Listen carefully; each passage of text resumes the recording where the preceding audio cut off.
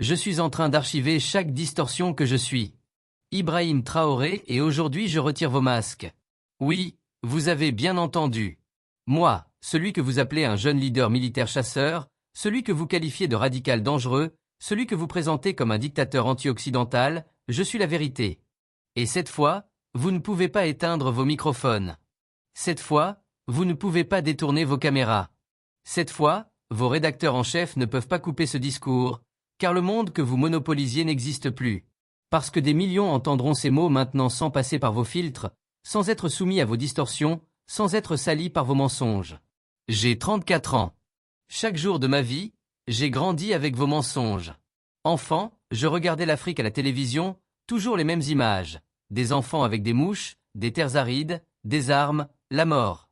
C'est l'Afrique, nous disait-on. C'est ce qu'est l'Afrique. Et nous l'avons cru. Nous avions honte de nous-mêmes.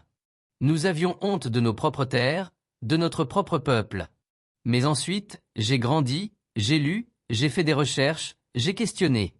Et j'ai compris que l'Afrique que vous nous montriez n'était pas réelle. L'histoire que vous nous racontiez était un mensonge. Le destin que vous nous imposiez était un scénario que vous aviez écrit depuis des années. Comment avez-vous dépeint l'Afrique? Comment l'avez-vous montré? Comment l'avez-vous vendu à vos téléspectateurs? Comme si nous étions des créatures sans part d'humanité. Comme si nous étions des sauvages laissés en dehors de la civilisation. Comme si nous étions des misérables attendant que vous nous sauviez. Chaque jour, chaque heure, chaque minute, la même histoire se joue sur vos écrans. La faim, la guerre, la maladie, la corruption, la terreur, le chaos. Ce sont les mots qui viennent à l'esprit lorsque l'Afrique est mentionnée. Dans votre dictionnaire de l'Afrique, il n'y a pas d'autres mots. Pas d'espoir, pas de succès, pas de développement, pas de résistance, pas d'honneur, pas de fierté, pas de victoire. Alors je vous demande, New York Times, Washington Post, Guardian, Le Monde, avez-vous déjà fait des succès de l'Afrique vos titres? Combien de fois avez-vous écrit sur le miracle technologique du Rwanda?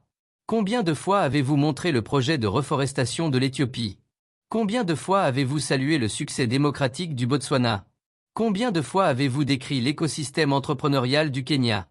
Non, parce que cela ne correspond pas à votre scénario. Votre Afrique ne peut pas être prospère. Elle ne peut pas l'être, sinon comment légitimerez-vous votre exploitation?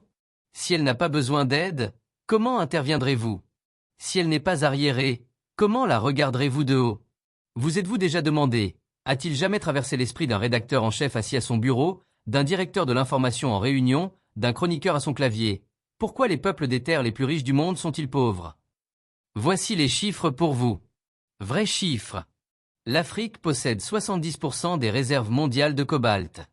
Votre téléphone portable, votre ordinateur, votre voiture électrique ne fonctionneront pas sans cobalt.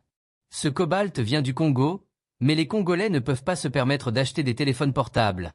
L'Afrique possède 90% des réserves mondiales de platine. Les pots catalytiques, les dispositifs électroniques, les implants médicaux, tous ont besoin de platine. Ce platine vient d'Afrique du Sud, mais les Sud-Africains sont écrasés par le chômage.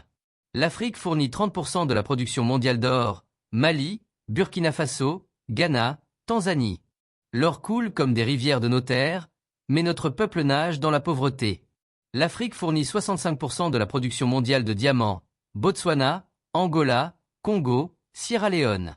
Des milliards de dollars de diamants sont extraits, mais nos mineurs vivent avec $1 par jour. L'Afrique possède 35% des réserves mondiales d'uranium, Niger, Namibie, Afrique du Sud. Les centrales nucléaires fonctionnent avec notre uranium. Les lumières de Paris brûlent avec notre uranium, mais nos villages n'ont pas d'électricité. Et vous osez encore demander pourquoi l'Afrique est pauvre? Non, la vraie question est, comment l'Afrique a-t-elle été maintenue pauvre alors qu'elle est si riche? Voici votre réponse, le colonialisme n'a pas pris fin. Il a changé de forme. Vous veniez et occupiez nos terres. Maintenant, vous venez et établissez des entreprises. Vous preniez par la force. Maintenant, vous faites des accords. Vous régnez avec le fouet. Maintenant, vous régnez avec le crédit. Permettez-moi de vous donner des exemples concrets avec des chiffres, des noms, des dates, mais vous n'écrirez jamais à ce sujet. Glencore, géant minier basé en Suisse, extrayant du cobalt au Congo, chiffre d'affaires en 2022, 256 milliards de dollars, impôts payés au Congo, 500 millions de dollars. C'est 0,2%. Est-ce la justice? Rio Tinto, géant minier britannique et australien, extrayant de la bauxite en Guinée, 20 millions de tonnes annuellement. Qu'est-ce qu'il reste pour la Guinée?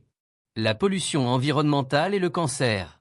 Total, géant pétrolier français, extrayant du pétrole en Angola, au Nigeria, au Congo. Bénéfice en 2022, 36 milliards de dollars, investissement en Afrique, des pipelines sales. Anglo-American, fondée en Afrique du Sud mais maintenant à Londres, diamants, platine, fer, prenant tout. Ce qu'il a laissé en Afrique du Sud, 6 millions de mineurs au chômage. Et ce ne sont que la partie émergée de l'iceberg. Qu'en est-il de l'invisible? Les accords secrets, les comptes offshore, les astuces de prix de transfert. Chaque année, 88 milliards de dollars en flux d'argent illicite sortent d'Afrique. Qui écrit à ce sujet? Chaque année, 4 milliards de dollars d'aide arrivent en Afrique.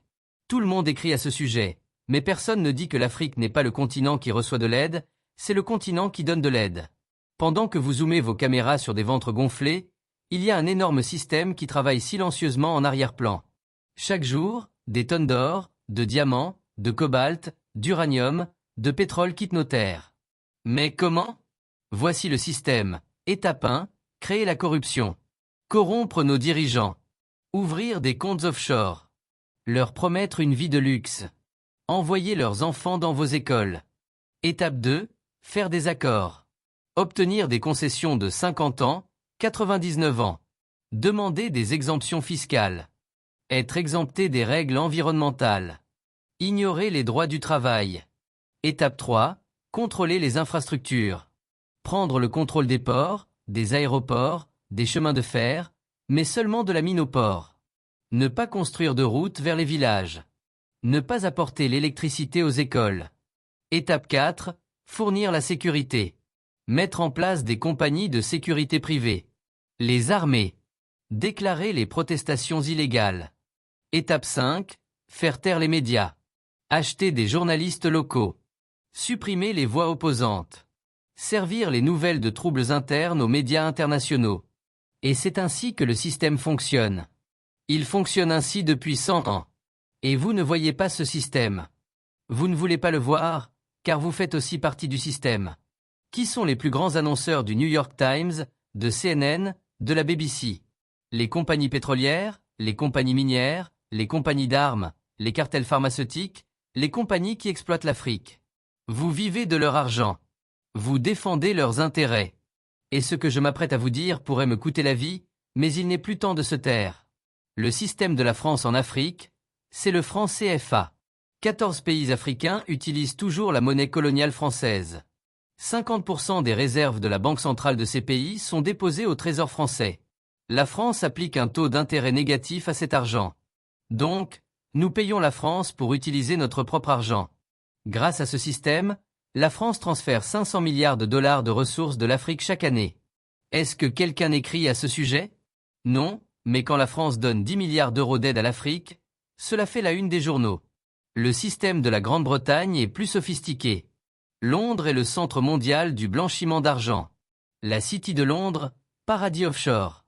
Chaque centime volé à l'Afrique passe par Londres, Jersey, Guernesey, les îles Caïmans, les îles Vierges, toutes sous contrôle britannique. La richesse de l'Afrique s'y cache. Le système de l'Amérique, c'est Africom, le commandement pour l'Afrique, 46 bases militaires sur le continent. Objectif officiel, la sécurité. Vrai objectif, le contrôle des ressources. Des drones dans notre espace aérien tous les jours, des dispositifs d'écoute partout. Ils disent combattre le terrorisme, mais ce ne sont pas les terroristes, ce sont les dirigeants des peuples qui sont ciblés. La Chine est le nouveau joueur, parle de gagnant-gagnant. Construit des infrastructures, donne des crédits, mais en échange de quoi? Des concessions portuaires de 99 ans, des droits miniers, des terres agricoles, la diplomatie du piège de la dette, demandez au Sri Lanka, demandez à la Zambie. Et vous n'écrivez sur aucun de ces sujets. Pourquoi? Parce que vous n'êtes pas une presse libre. Vous êtes une presse corporative. Vos patrons sont des milliardaires. Jeff Bezos a acheté le Washington Post. Pourquoi? Par amour du journalisme?